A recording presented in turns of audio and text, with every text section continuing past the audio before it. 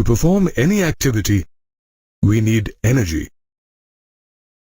This energy is obtained from the breakdown of organic molecules such as sugars, fats and proteins inside the body's cells. During the process of breaking down of organic molecules, the cells continuously use oxygen and release carbon dioxide. To provide fresh oxygen to the cells and to remove carbon dioxide, which is harmful to them, living organisms inhale oxygen and exhale carbon dioxide. This process of inhaling and exhaling is called breathing. The process of breathing, accompanied by the breakdown of foods to produce energy, is called respiration. However, the mechanism of breathing varies depending on the habitat and level of organization of an animal. Lower invertebrates such as sponges, coelenterids, and flatworms exchange gases by simple diffusion through their body surface. In insects such as cockroaches and earthworms, tubular extensions of the body wall, called tracheae, and moist skin help transport atmospheric air throughout the body. Most mollusks use special vascularized structures called ctenidium for gaseous exchange. Some arthropods, such as spiders and scorpions, use many thin folds of membrane resembling the pages of a book for respiration. These are called book lungs. Terrestrial forms of vertebrates use vascularized bags called lungs. Among vertebrates, fishes respire through gills, whereas amphibians, reptiles, birds and mammals respire through lungs. Apart from lungs, frogs can also respire through their skin. Among all animals, mammals have the most well-developed respiratory system. In humans, it consists of respiratory organs such as the respiratory tract and lungs.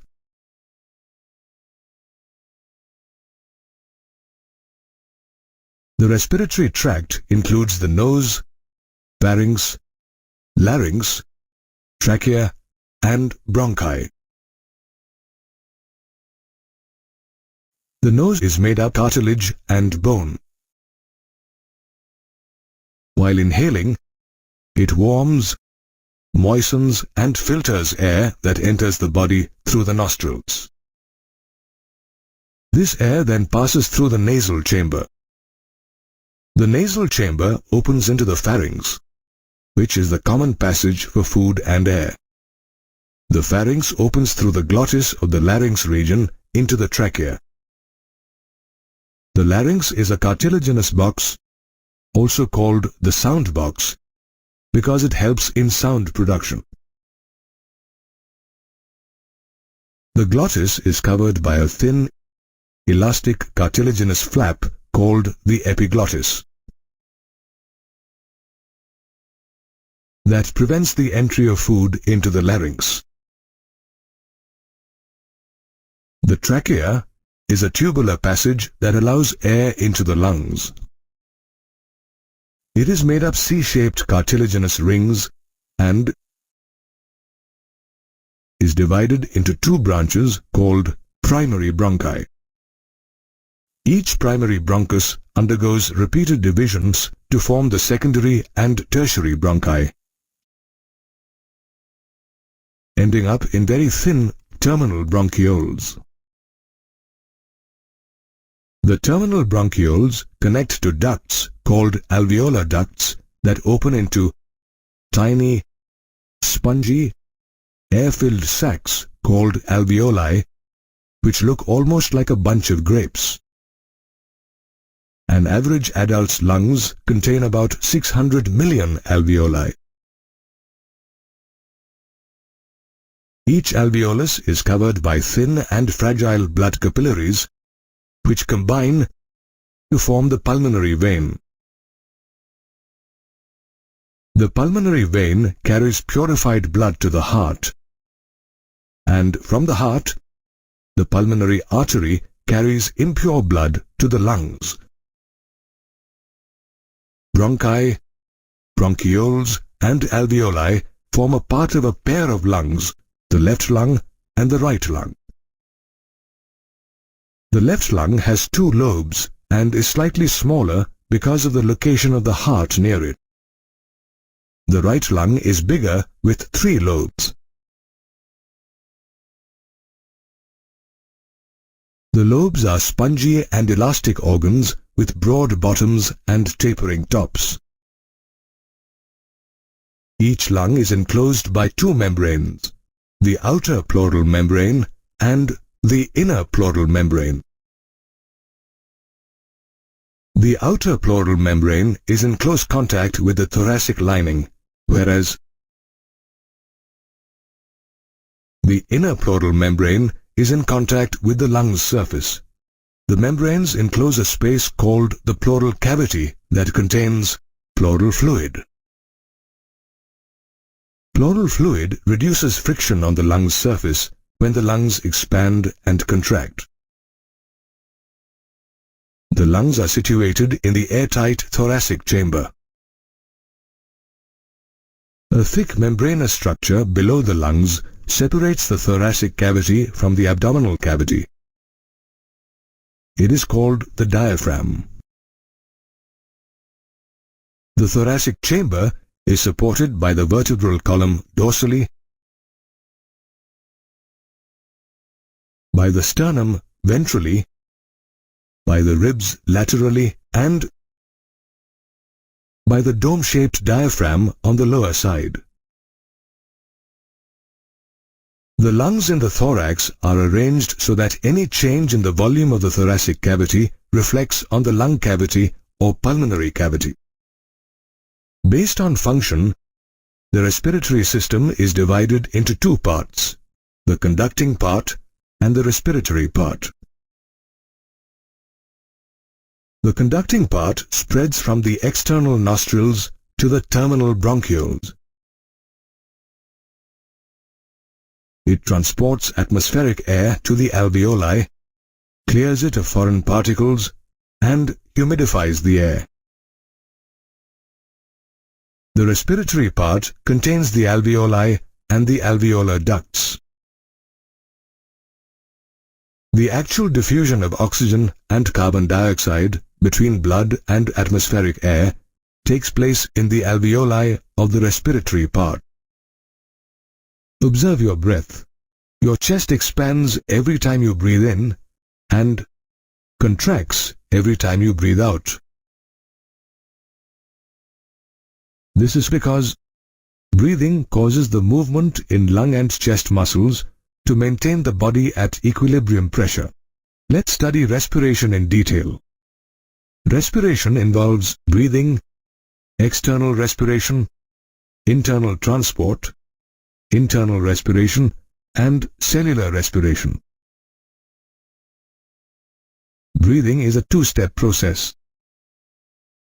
The first step, called inspiration, involves taking in air from the atmosphere inside the body, and the second step, expiration, involves releasing air from the body into the atmosphere. During inspiration, the diaphragm is pulled down. This causes the intercostal muscles to lift up the ribs and the sternum, thus expanding the rib cage. This increases the volume of the thoracic cavity, causing the pressure inside to decrease. This action allows air to enter the body cavity, making the lungs expand. The expiration process is just the opposite of the inspiration process. In expiration, the diaphragm and intercostal muscles relax. This returns the thoracic cavity to its original volume and increases the air pressure in the lungs. As the air pressure inside the lungs is higher than the atmospheric pressure, the air rushes out of the lungs. The second stage of respiration is called external respiration, and it involves diffusion of gases across the alveolar membrane. The diffusion membrane is made up of three major layers, namely the thin squamous epithelium of alveoli, the endothelium of alveolar capillaries, and the basement substance in between them. Alveoli are the primary sites of exchange of gases. The thickness of its membrane is less than a millimeter. Carbon dioxide is 20 to 25 times more soluble than oxygen. Hence, the amount of carbon dioxide that can diffuse through the diffusion membrane is much higher compared to that of oxygen. The diffused gases are carried by the blood from the lungs to different organs of the body. This is called gas transport. Blood from heart enters the lungs through the pulmonary artery, arterioles, and alveolar capillaries. In lungs, oxygen and carbon dioxide are exchanged between blood and the air. This blood then flows out of the alveolar capillaries through venules and back to the heart via the pulmonary veins. Heart pumps this oxygen-rich blood to different tissues. Hemoglobin in the blood transports the oxygen. The diffusion of gases between the blood and the tissues is called internal respiration. The oxygen that is carried to the tissues is used by cells to produce ATP. ATP is produced by the breaking down of organic molecules. This process is called cellular respiration. Thus, respiration takes place in humans. We have seen how we breathe. But can we measure how much we can breathe? An average lung can hold about 6 liters of air, of which only a small amount is used during normal breathing. The volume of gas contained within the lungs is called respiratory volumes, and different combinations of lung volumes are called respiratory capacities. The volume of air inspired and expired by the lungs can be estimated by using a procedure called spirometry. Let's discuss the respiratory volumes and respiratory capacities. Volume of air inspired or expired during each normal breath is called tidal volume. A healthy man can inspire or expire approximately 6,000 to 8,000 milliliters of air per minute. Inspiratory reserve volume is the additional volume of air that a person can inspire by a maximal inspiration. This usually happens during exercise or exertion when we need to breathe forcibly. This averages from 2,500 milliliters to 3,000 milliliters. The additional volume of air that a person can expire by a maximal expiration is called expiratory reserve volume. This averages from 1,000 milliliters to 1,100 milliliters. The volume of air that remains in the lungs after a maximal expiration is called residual volume. This averages from 1,100 milliliters to 1,200 milliliters. The total volume of air a person can inspire after a normal expiration is his inspiratory capacity. This includes both tidal volume and inspiratory reserve volume. Total volume of air a person can expire after a normal inspiration is called his expiratory capacity. This includes both tidal volume and the expiratory reserve volume. Volume of air that remains in the lungs after a normal expiration is called functional residual capacity. This includes both expiratory reserve volume and residual volume. Volume of maximal inspiration after a forced expiration, or volume of maximal expiration after a forced inspiration, is known as vital capacity. This includes expiratory reserve volume, tidal volume, and inspiratory reserve volume. It is approximately 3 liters. The total volume of air accommodated in the lungs after maximal inspiration is known as total lung capacity.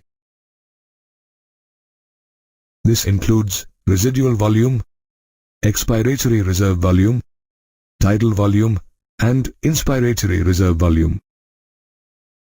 It is this capacity of our lungs that allows swimmers, long-distance runners, cyclists, and other athletes to maintain their stamina, pace, and speed required to win a race.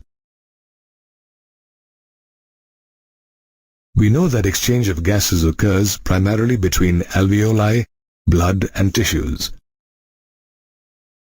It takes place on the basis of pressure and concentration gradients using simple diffusion. The concentration gradient for oxygen and carbon dioxide from alveoli to blood and blood to tissues differs with the difference of partial pressure at the sites of diffusion. Partial pressure is pressure contributed by an individual gas in a mixture of gases. It is represented as PO2 for oxygen and PCO2 for carbon dioxide. This diagram denotes partial pressure for oxygen and carbon dioxide in different parts of the body, with the concentration gradient for oxygen and carbon dioxide from alveoli to blood, blood to tissues, and vice versa. As carbon dioxide is 20 to 25 times more soluble than oxygen,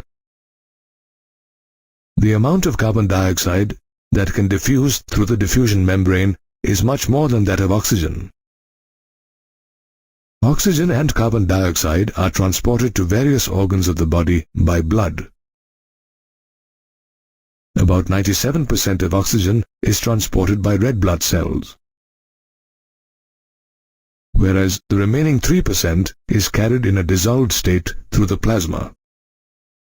Nearly 20 to 25% of carbon dioxide is transported by red blood cells, while 70% of it is carried as bicarbonate, and the remaining 5 to 10% is carried in a dissolved state through plasma. Let's look at the transportation of oxygen from alveoli to tissues. Hemoglobin in the blood binds with oxygen to form oxyhemoglobin. Hemoglobin is a red-colored, iron-containing protein. Each hemoglobin molecule can carry 4 molecules of oxygen. The binding of oxygen with hemoglobin is influenced by factors such as partial pressure of oxygen and carbon dioxide, hydrogen ion concentration, and temperature. The percentage saturation of hemoglobin with oxygen, if plotted against the partial pressure of oxygen, results in a sigmoid curve called the oxygen dissociation curve. This curve is used to study the effect of factors such as partial pressure of carbon dioxide and hydrogen ion concentration on the binding of oxygen with hemoglobin. Alveoli are more amenable to the formation of oxyhemoglobin as they have high oxygen partial pressure, low carbon dioxide partial pressure, a smaller hydrogen ion concentration, and lower temperature. On the other hand, tissues are amenable to the dissociation of oxygen from oxyhemoglobin as they have low oxygen partial pressure, high carbon dioxide partial pressure, high hydrogen ion concentration, and high temperature. Therefore, oxygen combines with hemoglobin on the surface of the lungs and gets dissociated in the tissues. Now let's understand how carbon dioxide is transported from tissues to alveoli. Carbon dioxide is carried by hemoglobin in blood as carbaminohemoglobin. The binding of carbon dioxide and hemoglobin is high in tissues where carbon dioxide partial pressure is high and oxygen partial pressure is low. On the other hand, when carbon dioxide partial pressure is low and oxygen partial pressure is high, as in alveoli, dissociation of carbon dioxide from carbaminohemoglobin takes place. The carbonic anhydrase enzyme present in red blood cells and plasma facilitates diffusion in tissues and alveoli. In tissues where the partial pressure of carbon dioxide is high, it diffuses into red blood cells and plasma to form bicarbonate ions and hydrogen ions. In alveoli, where partial pressure of carbon dioxide is low, carbon dioxide and water are formed. Thus, carbon dioxide, trapped as bicarbonate in red blood cells, is transported to the alveoli and released as carbon dioxide. For every 100 milliliters of deoxygenated blood, hemoglobin releases approximately 4 milliliters of carbon dioxide to the alveoli. The respiratory rhythm is maintained by the human brain. This is regulated by 3 respiratory centers in the pons and medulla region of the brain, called the respiratory rhythm center. It includes the inspiratory center, the expiratory center, and the pneumotaxic center. Neural signals from these centers can reduce the duration of inspiration and thereby alter the respiratory rate. A chemosensitive area adjacent to the rhythm center is highly sensitive to carbon dioxide and hydrogen ions. Hence, the increase of these substances in the blood activates this center, which in turn signals the rhythm center to make adjustments in the respiratory process to eliminate these substances. Asthma and emphysema are disorders of the respiratory system caused by environmental factors.